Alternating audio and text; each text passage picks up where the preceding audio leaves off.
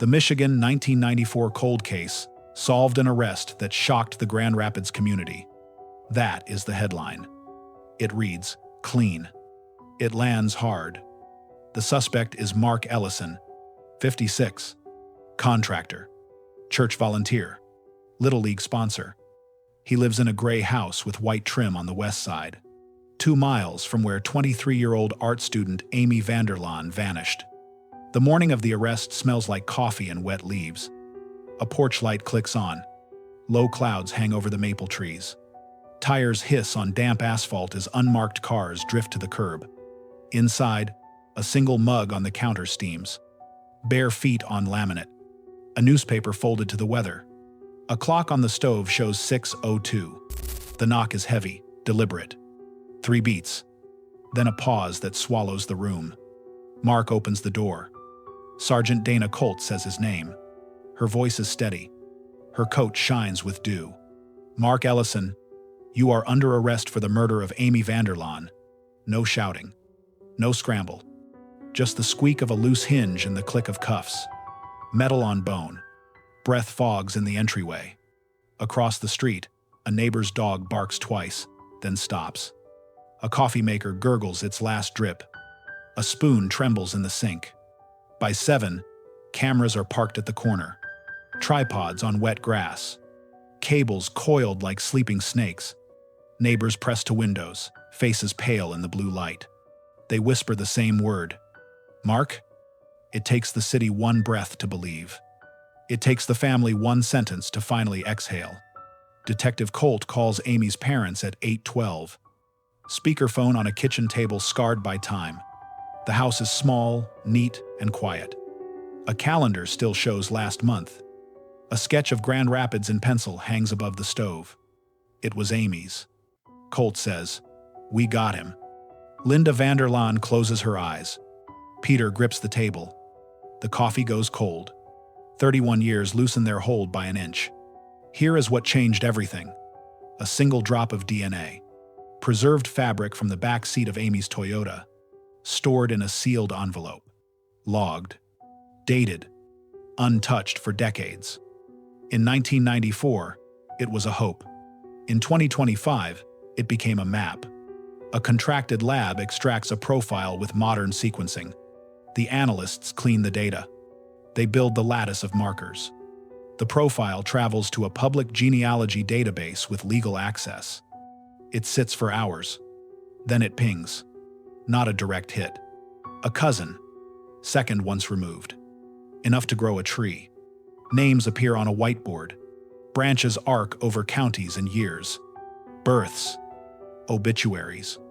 Addresses in ink. An old photo from a church picnic. A handwritten recipe that proves a surname. The tree narrows to one family that never left Kent County. It narrows again to one man who never left the neighborhood.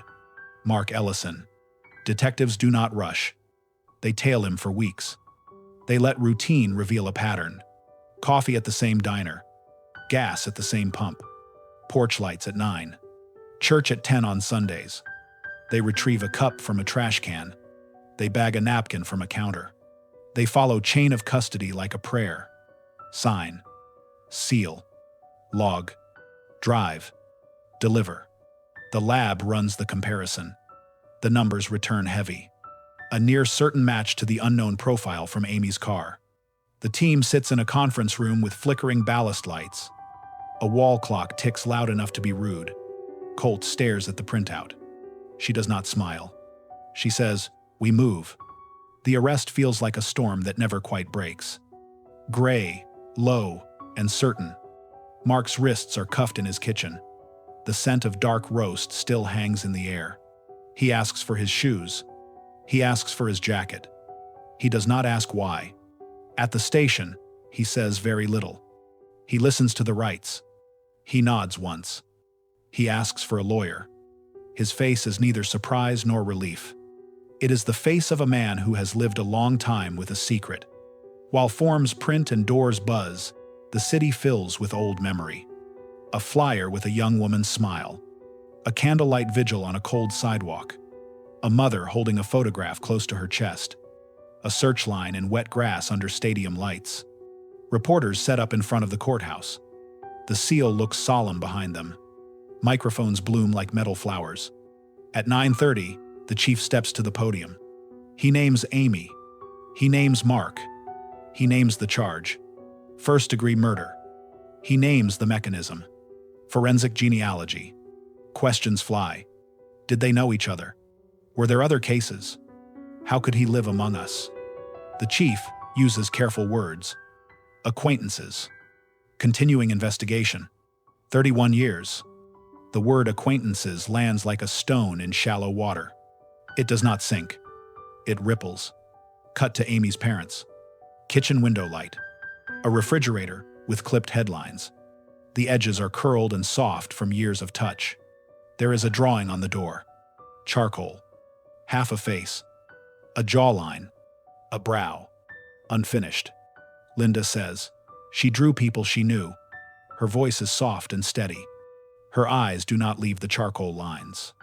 Cut to the evidence room. A tech with blue gloves and a tired smile. Rows of shelves. Cardboard boxes labeled in careful block letters. A metal fan hums in the corner. Temperature steady. Humidity steady. Protocol steady.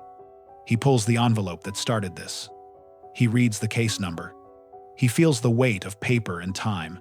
He reseals it with a new tag that says, Used in analysis. He places it on a different shelf. Resolved is not written, not yet, but the space around the box feels lighter. Cut to the parents again.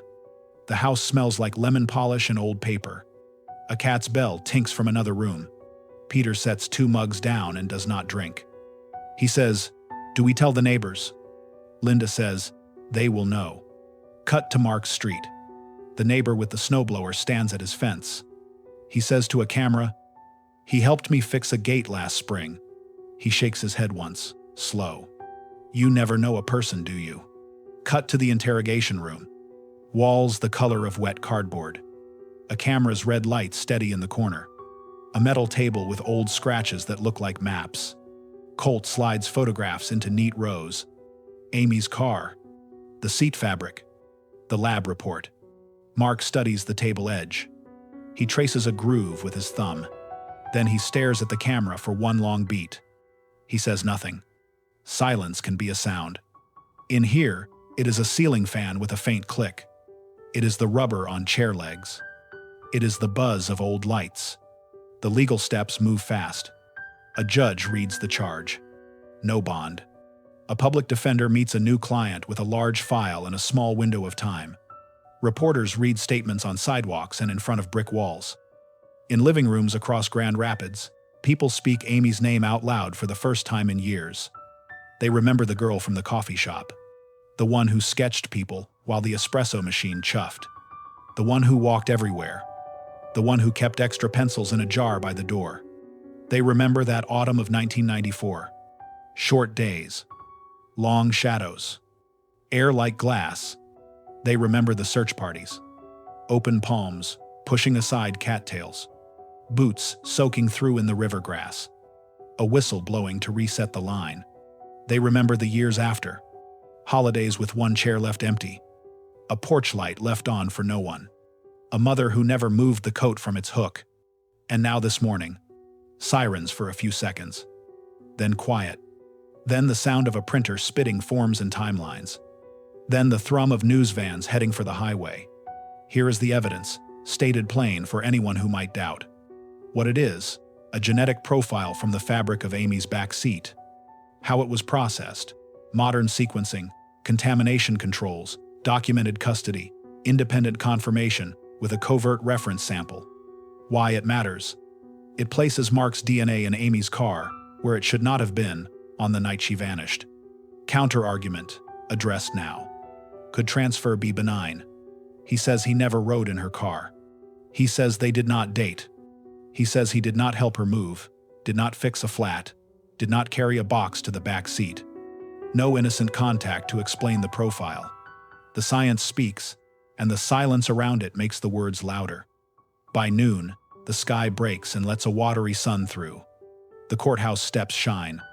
The flag luffs and snaps. A pair of pigeons hop at the edge of the crowd and ignore the news. Colt steps away from the cameras. She stands in the lee of a column and breathes for a count of 4.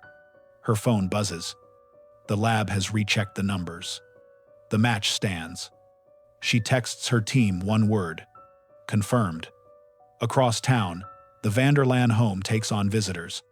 People bring casseroles like it is 1995 again. They stand in the doorway and say, "I am so sorry." They touch Linda's shoulder and then their own faces, as if to be sure they are real. They speak in the hush people reserve for churches and hospital rooms. Linda thanks each one. She holds a dish towel that stays dry. She says, "We have her name back." She means Amy, not the suspect. She means the way a name can exist without grief for a moment. Night falls early. Streetlights cast the same tired circles of gold. A breeze lifts the flag on the courthouse again. The station runs the headline at the top of every hour. The arrest photo sits side by side with Amy's graduation picture. In the jail, Mark lies awake under a light that never turns off. The air tastes like bleach and aluminum. Somewhere, a door slams 3 times in a row, each harder than the last. He stares at the ceiling. He does not blink for a long time. In the evidence room, the tech locks the cabinet and writes the time. He turns off the fan. He stands still for a second. He presses his palm to the cool metal door and then walks out into the corridor light. In the VanderLaan kitchen, Peter washes 2 mugs. He dries them and sets them upside down on a dish towel with blue stripes. Linda pulls the charcoal sketch from the fridge and smooths the curling corners. She pins it back with 2 magnets shaped like cherries. She says, "We keep this." Peter nods. Yes. Grand Rapids sleeps light. The town is not sure what to do with relief. It feels fragile, like glass cooled too fast. It feels conditional, because trials are long and memory is longer. Questions remain. Who was Mark to Amy? A customer. A neighbor. Something else. Why that night? Why that car? How did he carry this for so many years? Those answers will come. Some will be simple. Some will hurt. Some will never be known. But one thing is sure. One overlooked clue flipped a whole town. A single drop of DNA told a story that words could not. If you like cases where one overlooked clue flips a whole town, you are in the right place. But to understand this moment, we need to go back to where it began. Grand Rapids, Michigan. 1994. Before the headlines. Before the DNA. Before a name turned into a case file. There was Amy VanderLaan, 23 years old, 5'4". Brown hair she kept tied with a red ribbon. Blue eyes that made people stop mid-sentence. An art student at Kendall College. A part-time barista at a downtown cafe called Maple in Maine. She lived in a small upstairs apartment above a bookstore. The kind with crooked floors and heat that worked when it felt like it. From her window, she could see the river and the green copper dome of St. Mary's Church. The city hummed below streetcars, laughter from bars, radios spilling grunge and talk radio. Amy liked the noise. She said it made her feel less alone. The people who knew her called her steady. She walked everywhere, sketchbook always in hand. She drew faces. Strangers on buses.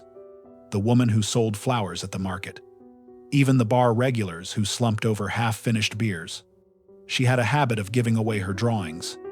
Folded into coat pockets, tucked under mugs, slipped into tip jars. Little reminders, she called them. Something to make people feel seen. She came from the kind of Michigan family that believed in work before words. Her father, Peter, was a machinist. Her mother, Linda, taught Sunday school. They lived in a small ranch house in Wyoming Township, 10 miles south. Every Thursday, Amy came home for dinner. Chicken, mashed potatoes, her father's jokes that never quite landed. Routine, comfort, familiar. She had plans.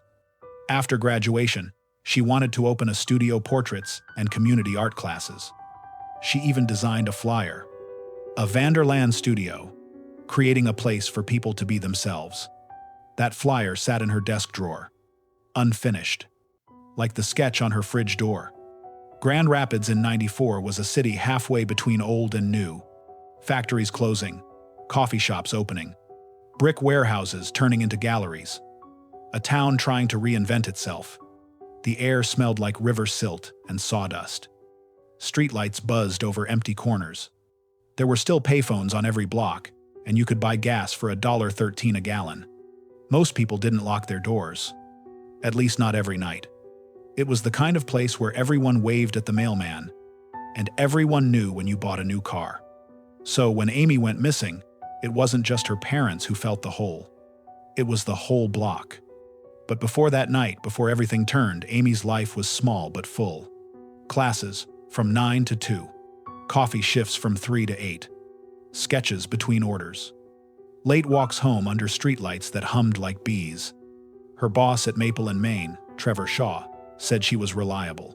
She never forgot a drink order, never lost her temper, never late.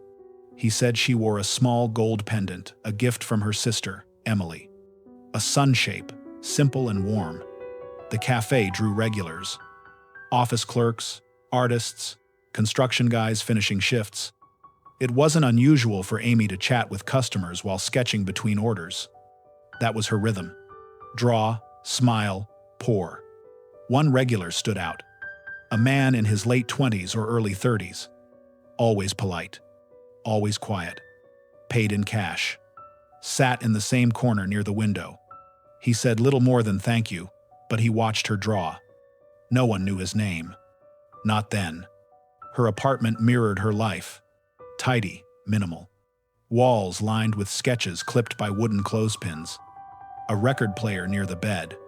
Joni Mitchell, Tori Amos, Nirvana. A milk crate filled with brushes, graphite, and rolled paper. The scent of linseed oil and old coffee grounds. Neighbors remembered hearing music late.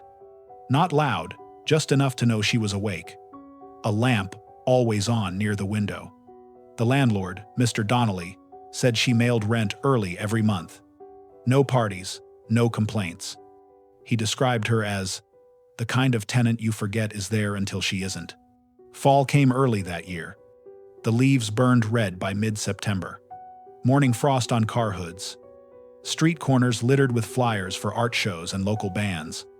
Amy spent weekends at the farmers market sketching produce vendors and buskers. She liked the way faces looked when people were working. Focused, unposed, real. Her last sketchbook shows the same. Pages of half-finished drawings, pencil smudges on her fingertips. A final page with faint outlines of a man's face. Sharp chin, heavy eyebrows. The rest unfinished. Her sister Emily said she never saw that sketch before. Her mother said the man looked too old to be one of her classmates. No one thought to ask who it was. Amy wasn't reckless. She avoided the bars near campus, the dark shortcuts, the crowded bus routes. But she was kind. Kind enough to help carry groceries for a stranger. Kind enough to stop if someone asked for directions. That kindness was part of what made her memorable. And what made her vulnerable. Friends remember one incident, weeks before she disappeared. A man had followed her from the cafe to her apartment. Not close enough to call police, but close enough to notice. Amy brushed it off. Probably just walking the same way, she said. No one saw him clearly. No one connected it later. Her art professor, Judith Hill, kept one of Amy's charcoal portraits pinned to her office corkboard for years after. She called Amy quiet brilliance.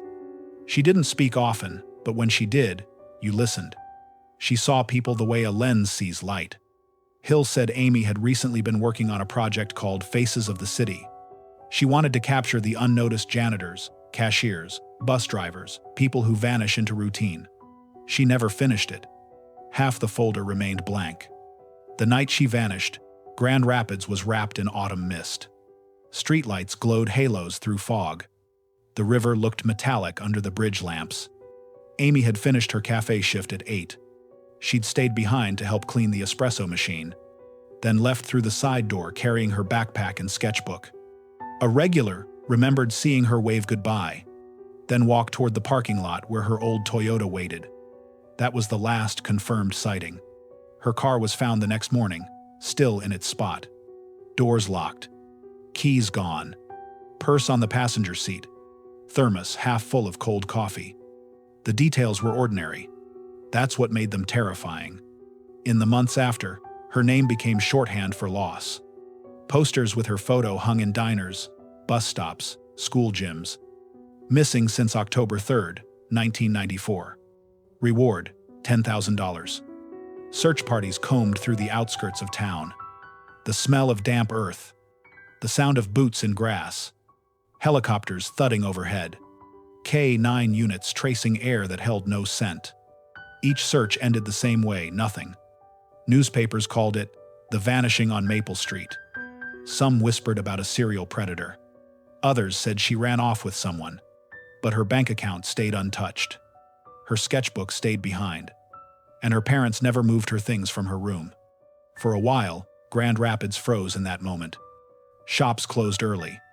Women walked in pairs. Everyone checked car locks twice. Then, as months turned to years, the fear thinned. Flyers faded in sunlight. The cafe got new owners. Students graduated. The city grew shinier, busier, forgetting just enough to move on. But in one house, on a quiet street, time didn't move.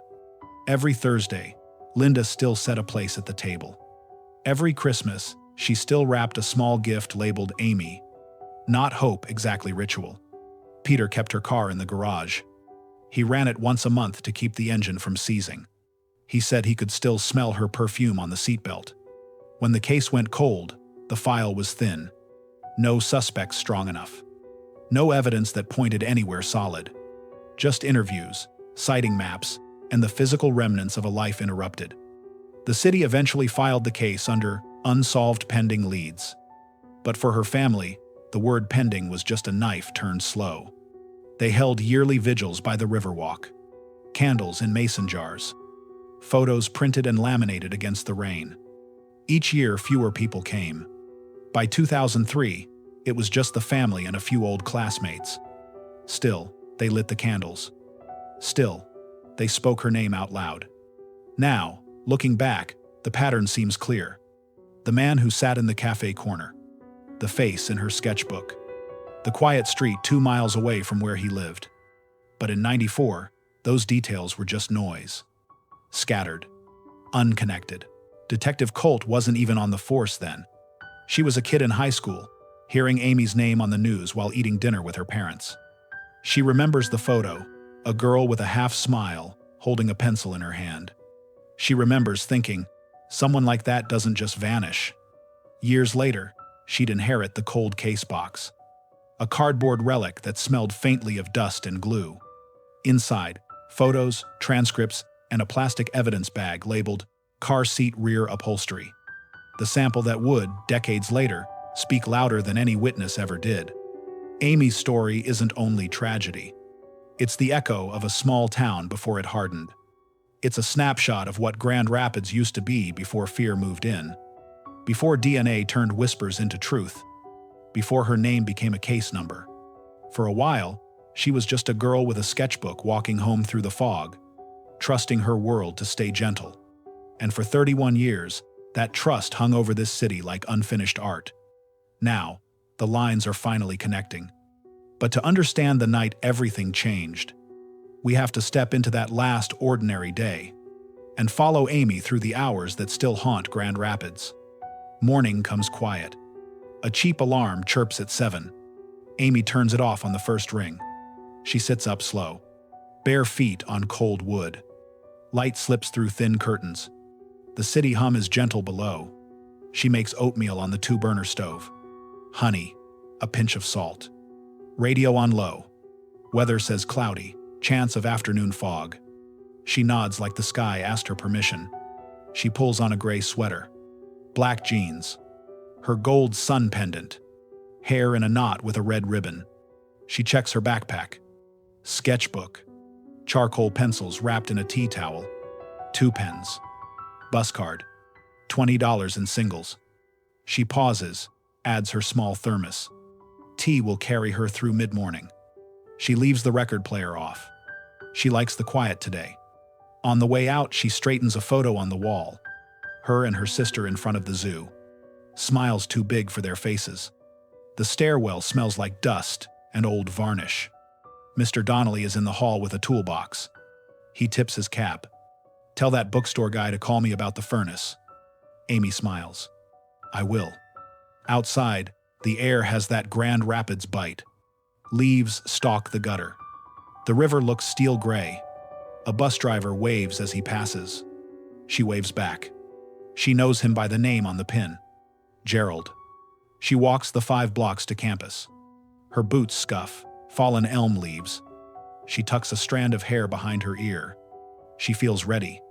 She always feels ready on critique days. Kendall College smells like paint thinner and coffee. Her locker lives between 2 plaster casts of Greek noses. She laughs at them every time. She gets her portfolio out and heads to Judith Hill's studio. 10 students in a circle. Work on easels. Judith walks the loop, tapping frames with a pencil. Say less, she tells a classmate. Let the light speak. She gets to Amy and stops. 3 charcoal portraits. An old woman on a bus. A kid with a puffer jacket. A man in profile, half shadow, heavy brow. Judith taps the man. Who is he? Amy considers. Someone I see, not someone I know. Then find the story, Judith says. Faces are maps. Ask what this one is mapping. Amy nods. She feels the nudge land. She circles a shadow with a faint line.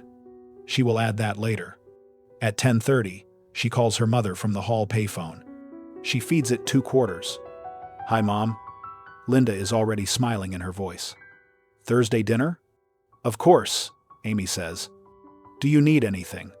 Just you, Linda says. They say love you. They always say it twice. She walks to Maple and Main by noon. The cafe windows sweat in the cool. Inside, steam and cinnamon. The grinder grinds like an old motorcycle. Trevor, the owner, tosses her an apron. Black with a coffee ring that never washed out. You good for close? He asks. Amy nods. She always does close on Wednesdays. Routine keeps the world round. She ties her hair tighter. She clicks the register open and counts change. Singles like tiny white flags. She stashes her sketchbook under the counter, close enough to reach between rushes. Lunch is steady. Office workers. 2 teachers. A guy in a work vest with drywall dust on his boots. Amy moves through it like choreography. Milk, pour, steam, wipe, smile. Names she knows without asking. Large drip for Mr. Becker. Cappuccino for Irene. Double shot for the guy who swears he is cutting back. He laughs. He is not cutting back. Between orders, she draws quick. A mother tapping a stroller wheel. The old man who brings a crossword but never fills it. A hand gripping a paper cup, knuckles pale. At 1, he arrives. Same corner table by the window.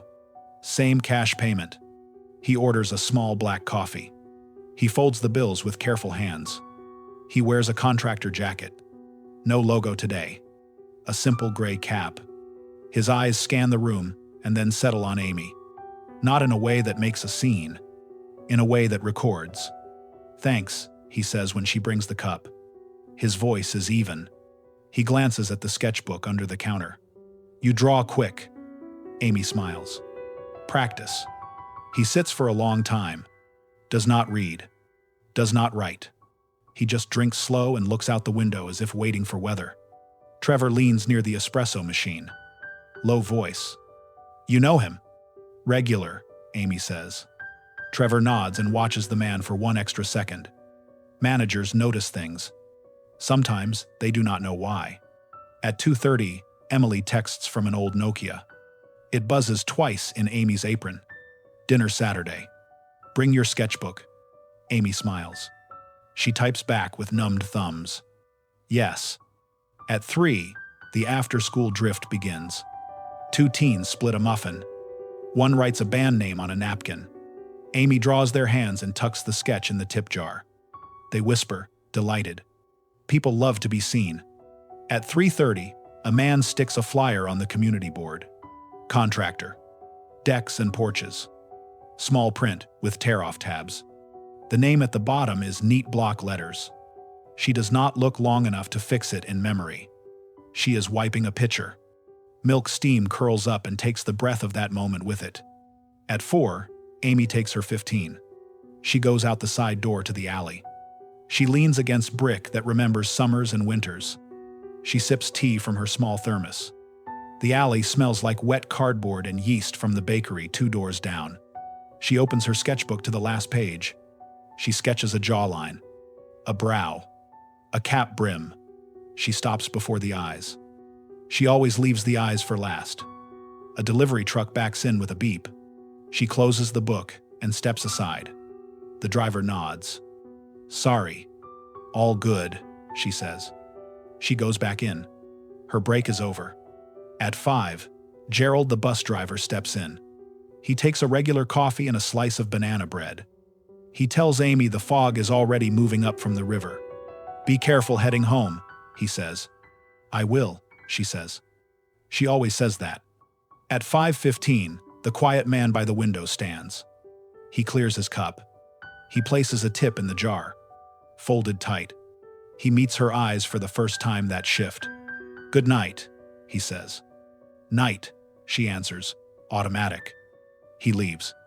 The doorbell gives a small ring like a coin on glass.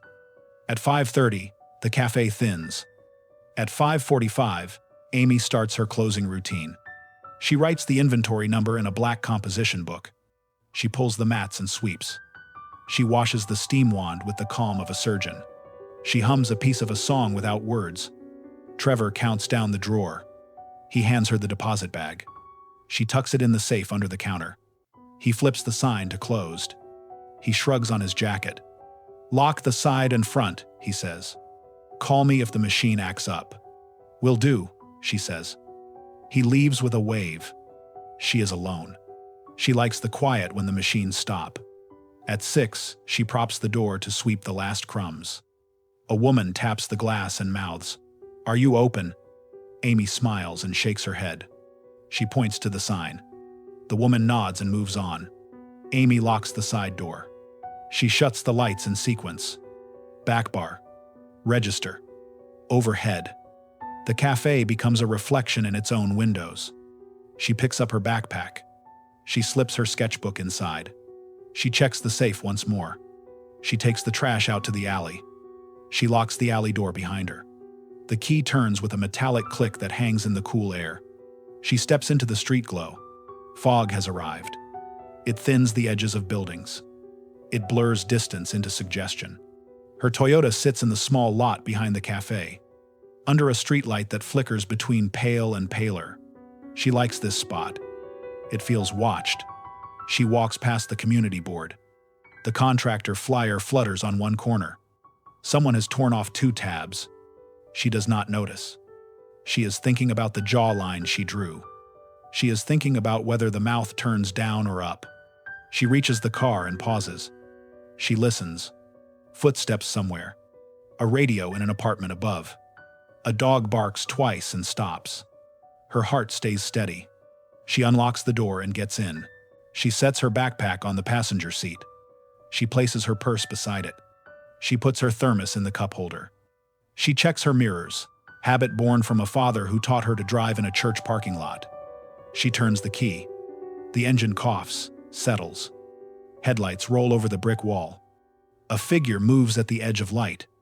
A man crossing to the sidewalk. Hands in jacket pockets. Cap brim low. He does not look her way. He keeps moving. He disappears into the fog.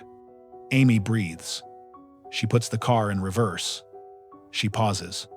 She glances down at the sketchbook spine. She pulls the shifter back into park.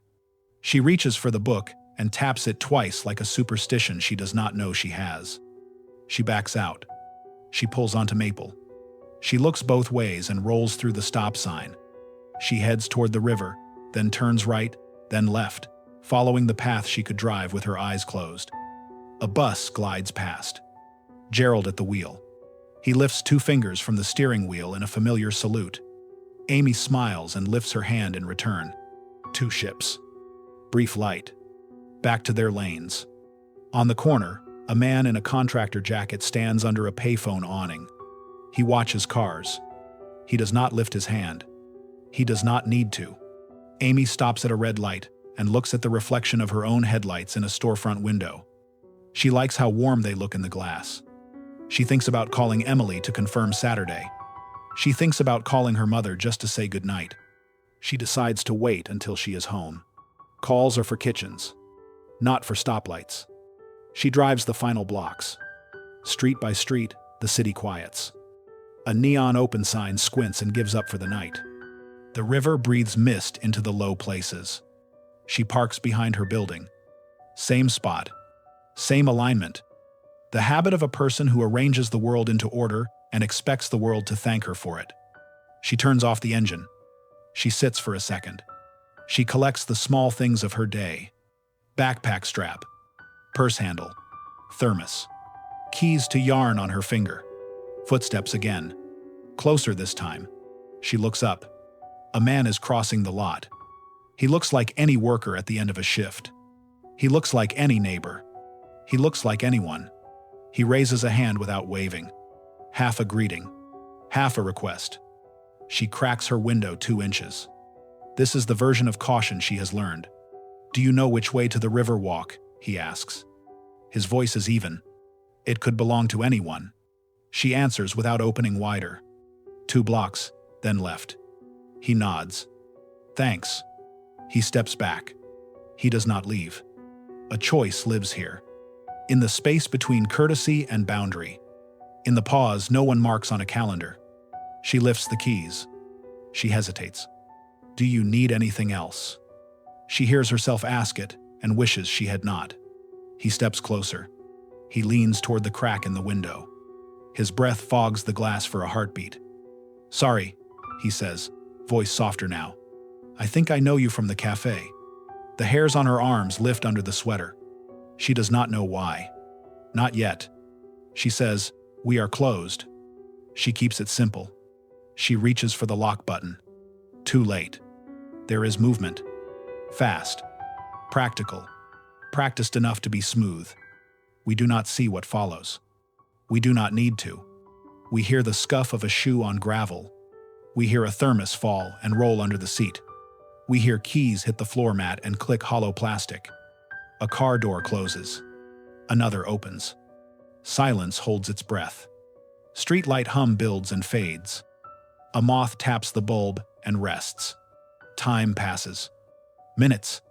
Or hours. In fog, time is a soft thing. The lot empties. The car remains. Parked straight, as always. Purse on the passenger seat. Thermos in the cup holder. Everything ordinary. The kind of ordinary that keeps police awake at night. Upstairs, the bookstore owner flips off his last lamp. He locks the till. He turns the sign to closed. He does not look out the window. There is no reason to. Not tonight. Across town, Peter and Linda turn out their living room light. They do not know yet that sleep will never feel the same again. They do not know yet that the word routine will hurt when they hear it. The river keeps moving. Fog keeps stitching low places to lower places. Grand Rapids exhales. At 7 the next morning, a meter maid notes a gray Toyota parked neat and legal. She marks the chalk and moves on. At 8, a delivery van driver notes the same car. At 9, a neighbor sees the purse on the seat and thinks of calling. He does not. It is none of his business. By noon, Mr. Donnelly wonders where the bookstore furnace guy is and leaves a note. He tapes it to the tenant board with a strip that will not hold. Evening comes, and the car is still there. By then, the sun has burned the fog away. By then, the ordinary has hardened into worry. By then, the clock has begun for everyone who loved Amy. This was the last normal day. The day that looked like all the others. The day that left no bruise you could see. The day that taught a city how silence can be loud. Next comes the lot and the patrol car, and the first questions. Next comes the friends who say she never misses choir. Next comes the call to a mother who will stand in a doorway and know without knowing. Next comes the search. And the way a town learns to walk in lines. Thursday morning, October 6th. Fog burns off slow. Sunlight slides over rooftops like a hand smoothing a sheet. At 9 a.m., the phone in the VanderLaan kitchen rings. Linda answers, expecting Amy's voice. It's Judith Hill, the art professor. Amy didn't show for class, Judith says. She doesn't miss critiques. Linda glances at the wall clock.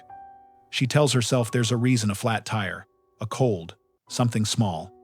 She leaves the phone off the hook and grabs her keys.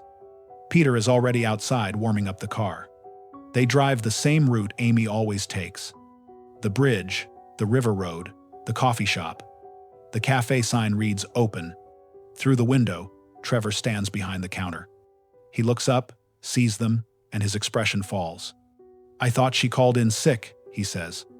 "She closed last night. Everything looked normal." He leads them through the quiet shop. Nothing out of place. The espresso machine gleams. Chairs stacked neat. The only sound is the small refrigerator cycling on. Trevor unlocks the side door that leads to the alley. The concrete is dry. No footprints. Just the trash bin she rolled out every night.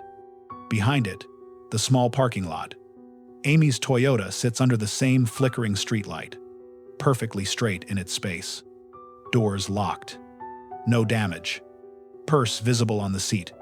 Peter presses his hand to the window. Cold glass. Condensation halos his reflection. He sees her thermos still in the cup holder. Half full. Tea leaves settled at the bottom. Something in his chest goes hollow. He turns to his wife. She didn't drive home. Linda says nothing.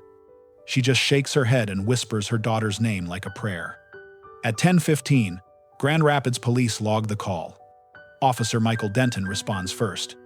He's been on the force 6 years, steady, methodical. He walks the lot slow, taking in every detail. No broken glass. No signs of struggle. The ground is clean, except for a leaf caught in the door handle. He radios for backup, then runs the plate. Registered to Amy VanderLaan. No outstanding tickets. No towing orders. He meets the parents by the curb. She could have gone with someone, he offers. The sentence sounds weak even to him. Linda answers, "Not without telling me." By noon, the parking lot is ringed with yellow tape. Detective Sergeant Dana Colt arrives. Her first time seeing the case she will one day close. She crouches by the car window.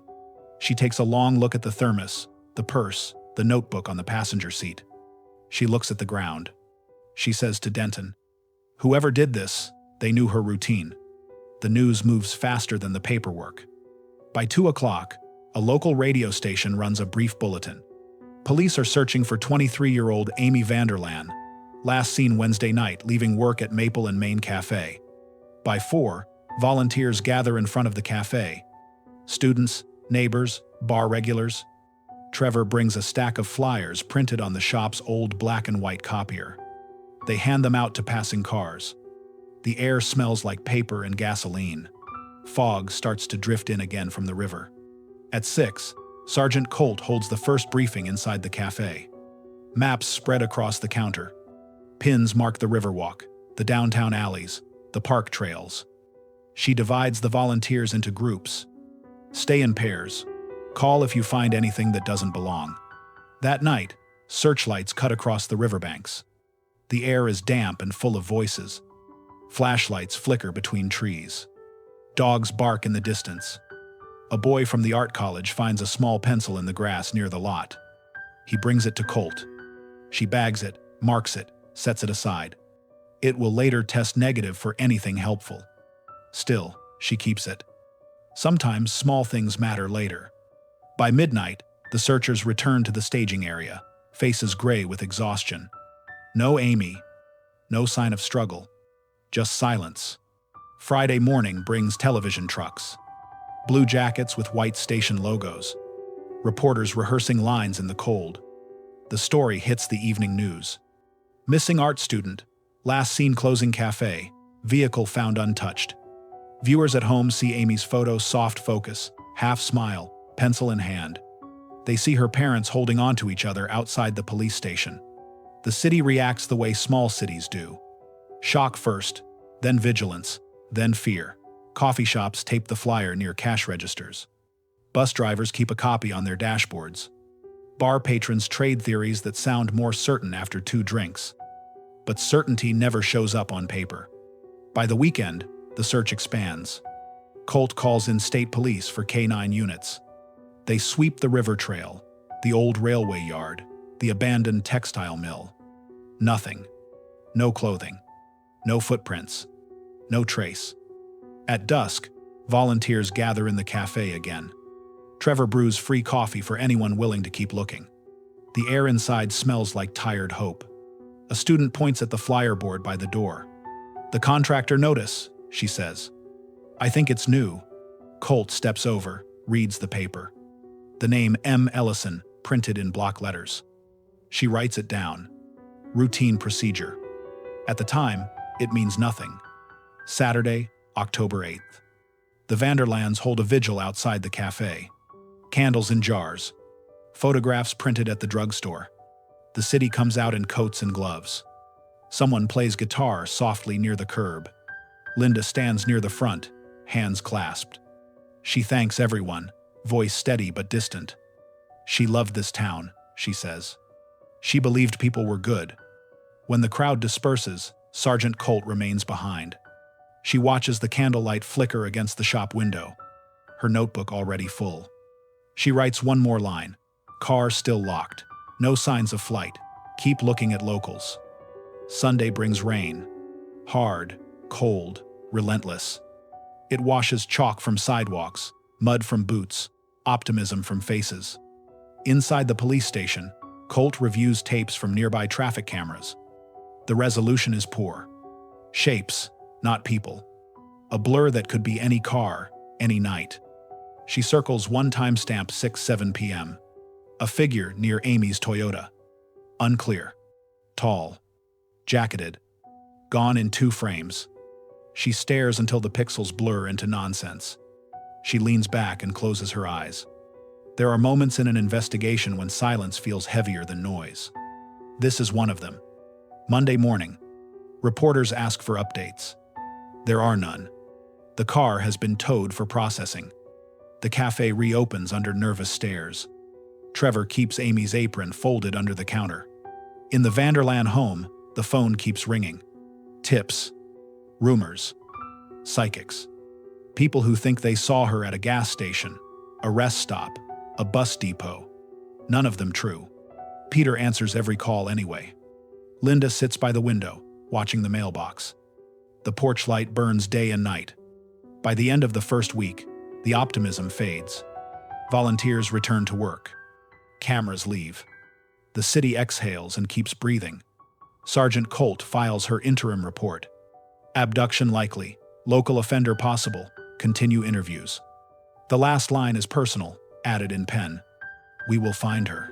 24 hours later, a highway worker spots something near a drainage ditch outside town, a piece of fabric caught on a branch, dark blue, flecked with mud.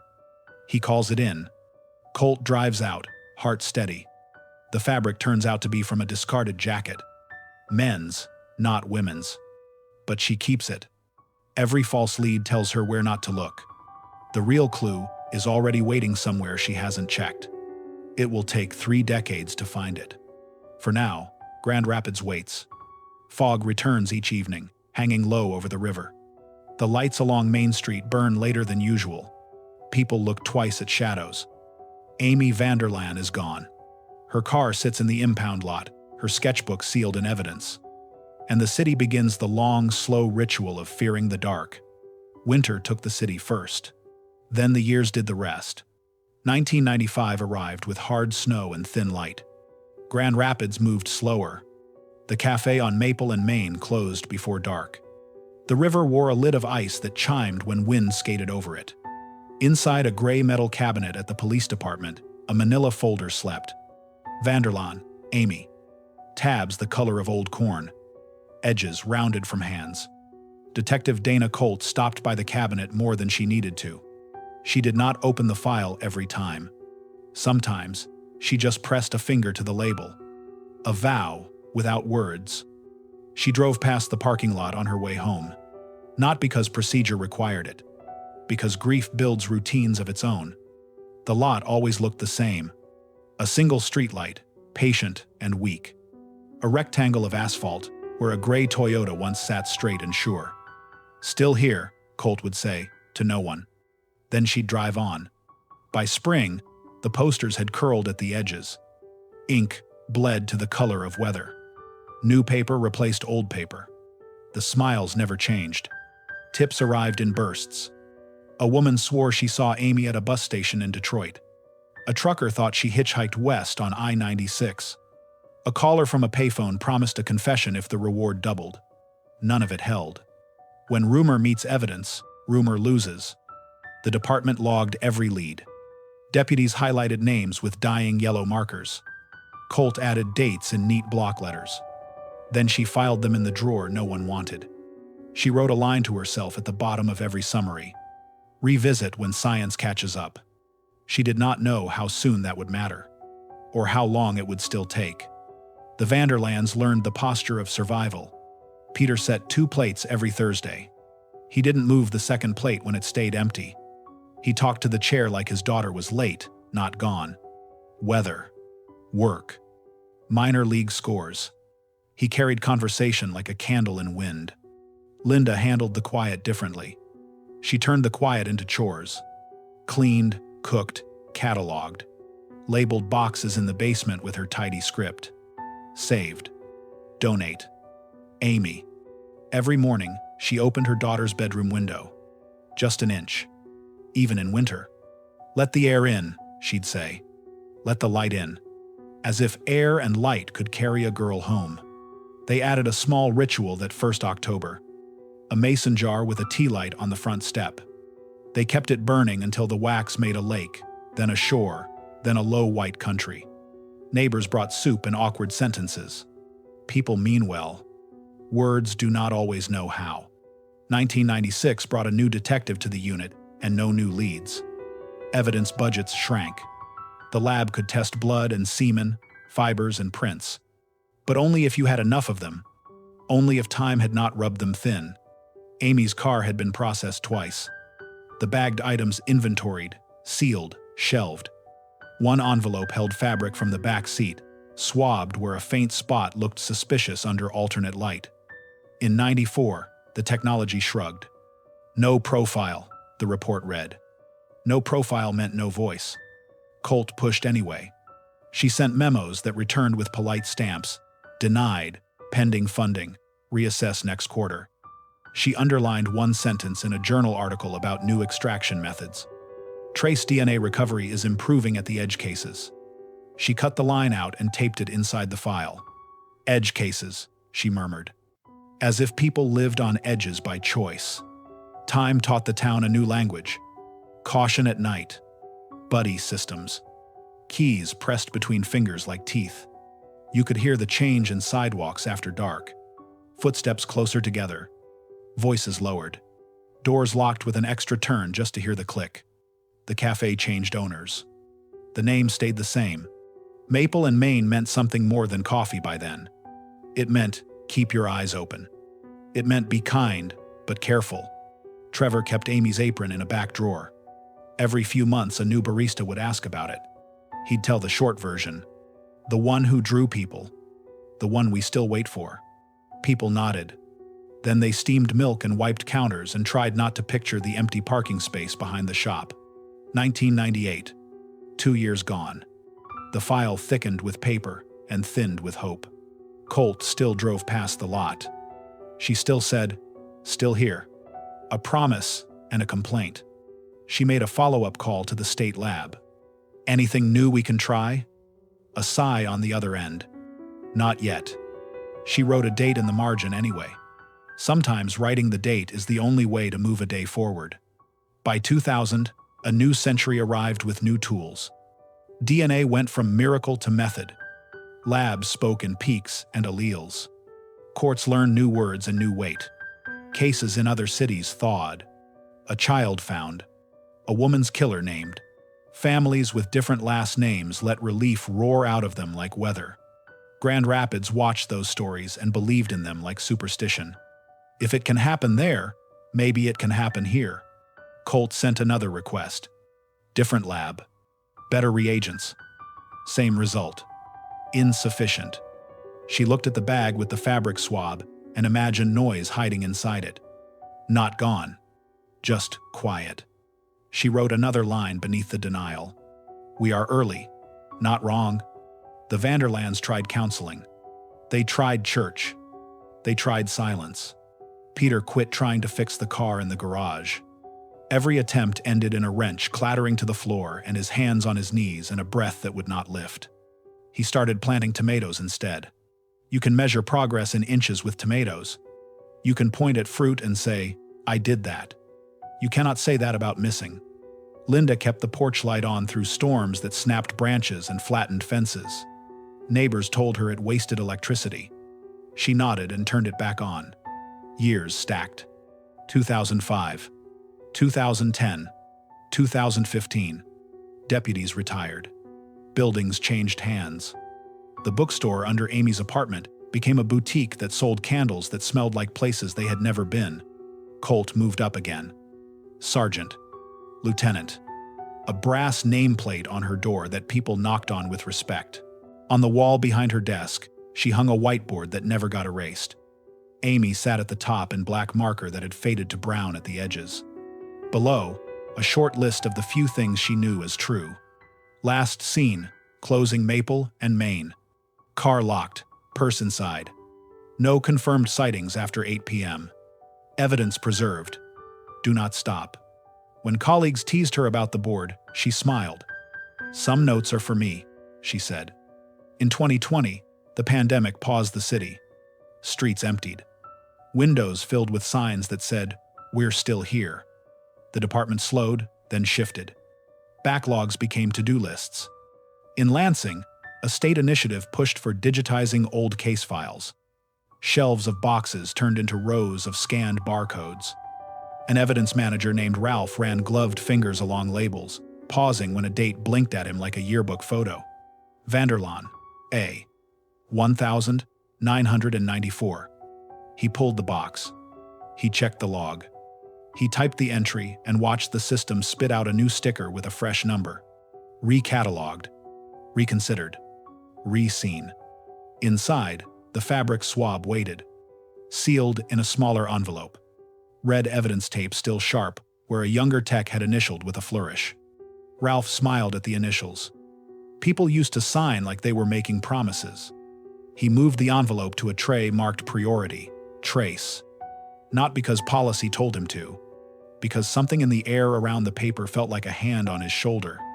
The lab had changed since '94. Machines with names like song titles. Pipelines that treated dust like data. Analysts who grew up watching cold cases melt on television and then went to school to do it for real. Maya Renteria worked nights. Fewer distractions. Cleaner runs. She liked the hum and the patience required. She liked that science was a long game disguised as a short answer.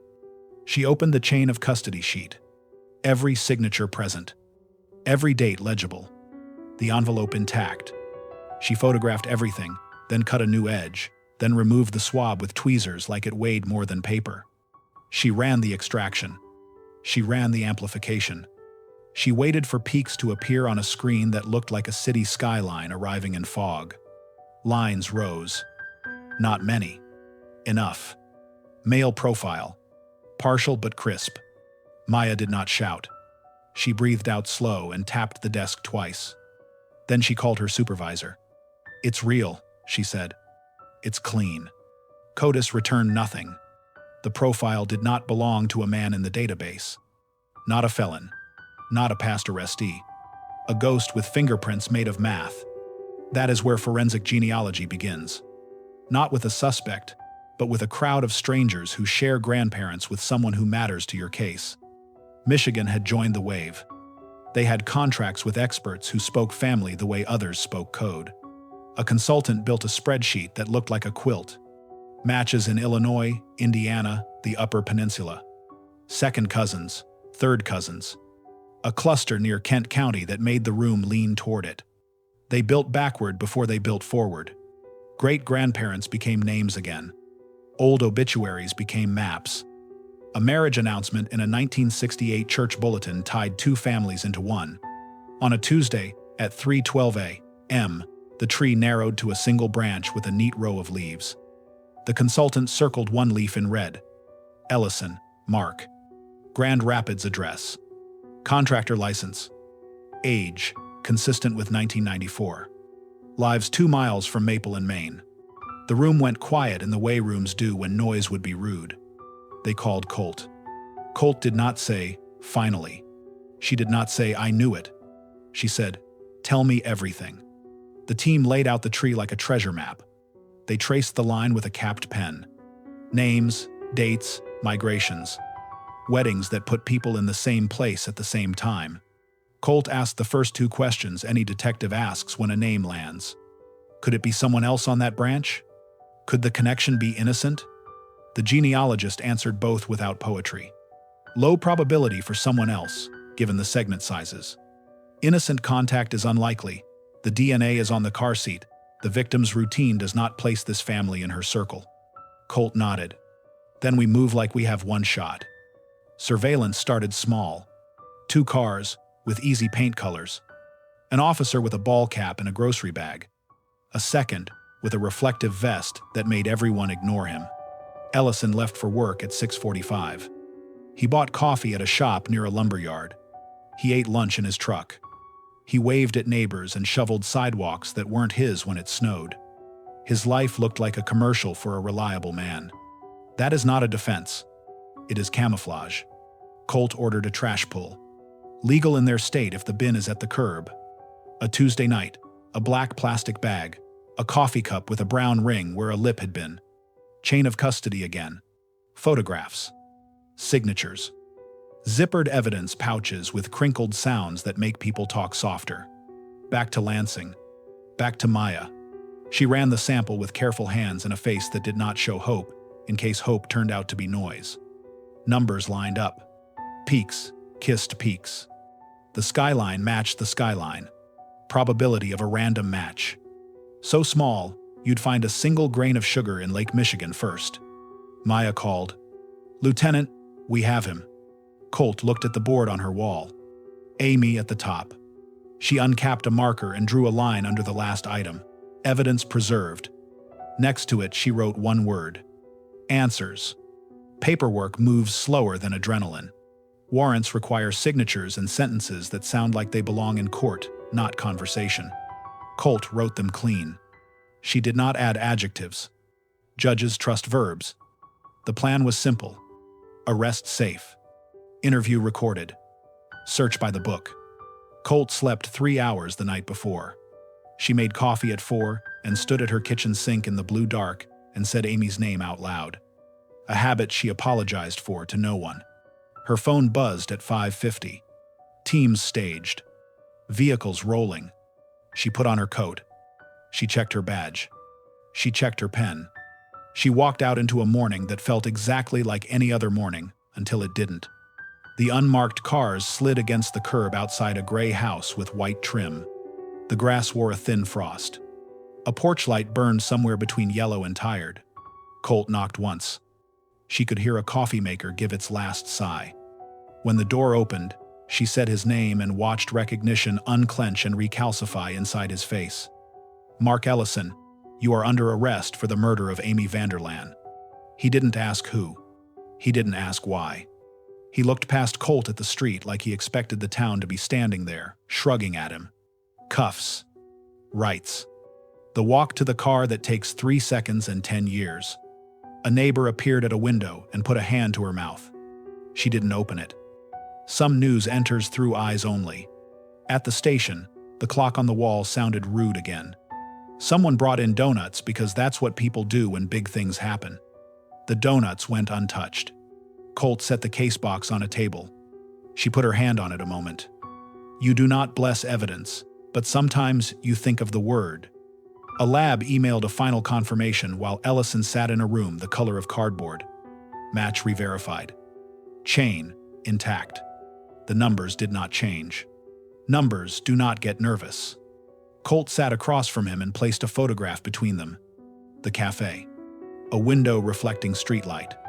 A young woman who drew strangers and gave the drawings away. "Tell me what happened," Colt said. He looked at the picture and found a spot on the wall that he could aim a lie at. But the lie did not arrive. Only a sentence that avoided detail. It got out of hand. She didn't press for violence. She pressed for truth the way water presses against rock. Consistent, certain, patient. He asked for a lawyer. The interview paused. The case did not. Word moved through Grand Rapids by noon. Phones lit up at the cafe, in the art building, in living rooms where people remembered the day the posters went up. Linda answered her door to find Colt standing on the step with a face that tried not to smile and failed. Colt said, "We got him." Linda held the frame of the door like it mattered to the house. She nodded. She said, "I kept the light on." Colt said, "I know." Peter had been gone 5 years by then.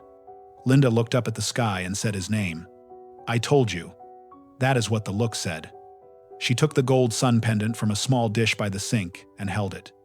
Warm metal, warmer hand. Reporters gathered at the courthouse. Microphones multiplied on a single stand. Colt read a short statement. She did not overcomplicate the miracle. Forensic genealogy provided the lead. Preserved evidence provided the match. Patience did the rest. She did not say that patience felt like drowning you survive. She thought it. A question came from the back. Why did it take so long? Because science needed time, she said. And because we never stopped asking. That night, the evidence room hummed under its steady fan. A tech resealed the envelope that had outlived administrations and excuses. He wrote a new tag. Tested 2025. Match confirmed.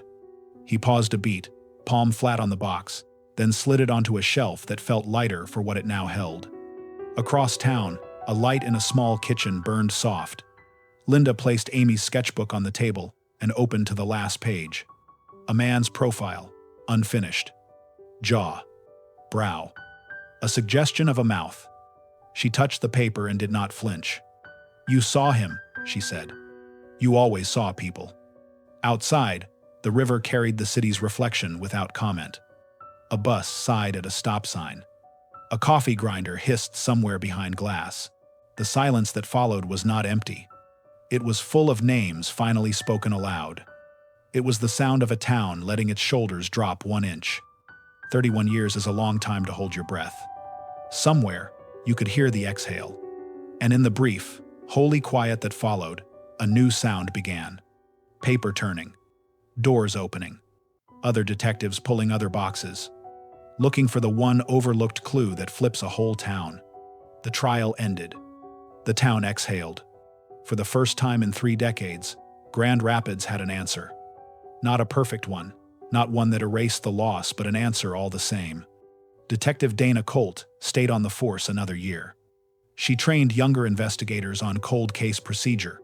Document everything, store everything, never assume that too small to test means gone forever. In every seminar, she repeated one line. Somewhere, someone will invent the machine that can hear what you can't. Across the state, other evidence rooms reopened old boxes. DNA that had slept for 20 years began to talk. And because of that, dozens of other names were spoken again quietly, respectfully, by people who had stopped hoping to hear them. In Whitmore and Grand Rapids, the headlines faded. But the story settled into local memory like sediment. Every anniversary, one small news brief ran. The VanderLaan case inspired new legislation to preserve biological evidence indefinitely. It wasn't front-page news, but it mattered. Linda VanderLaan kept living in the same house. The porch light stayed off now. In its place, a planter box bright every spring, even in years when late frost tried to ruin it. She said the flowers were her new signal. Light for the living, she told reporters once, and color for those who come home late. Her daughter's sketchbook went to the local art college. They displayed it in the library under glass. Students still stopped to look. Most don't know the whole story, only that she drew people from memory and that one of those sketches changed the way a town saw itself. Grand Rapids changed, as cities do. New construction, new faces, new stories. But there's a mural now downtown, near the cafe that started it all. A young artist painted it after the verdict. It shows a river running through a map of Michigan, and inside the current, names of unsolved cases in white script. At the center, a single word in larger letters. Do found. Tourists think it's about geography. Locals know better. Detective Colt retired quietly. She keeps the press clipping in her wallet, the one that reads, "Arrest in 1994 Cold Case Shocks Community." Sometimes she visits the riverfront and watches the water slide under the bridge. She says it reminds her of time, constant, unhurried, unstoppable. She says that when the current moves fast enough, even cold water feels warm. When asked what lesson the case taught her, she answers the same every time. Keep the evidence dry. Keep the promise alive. And maybe that's the real ending. Not the trial, not the file, marked closed, but the promise that followed. The idea that every box on every shelf could still matter. Forensic genealogy became standard practice statewide. Families who once sat in silence learned that their stories weren't forgotten. That somewhere, in a lab lit by soft blue screens, someone was still listening. So the episode ends where it began. A Michigan town. A small act of persistence. One overlooked clue that flipped a whole story. And as the screen fades, the narrator's voice returns steady, low, certain. Sometimes justice waits a lifetime. Sometimes all it needs is one person who refuses to stop asking questions. Music rises. Archive photos fade to black.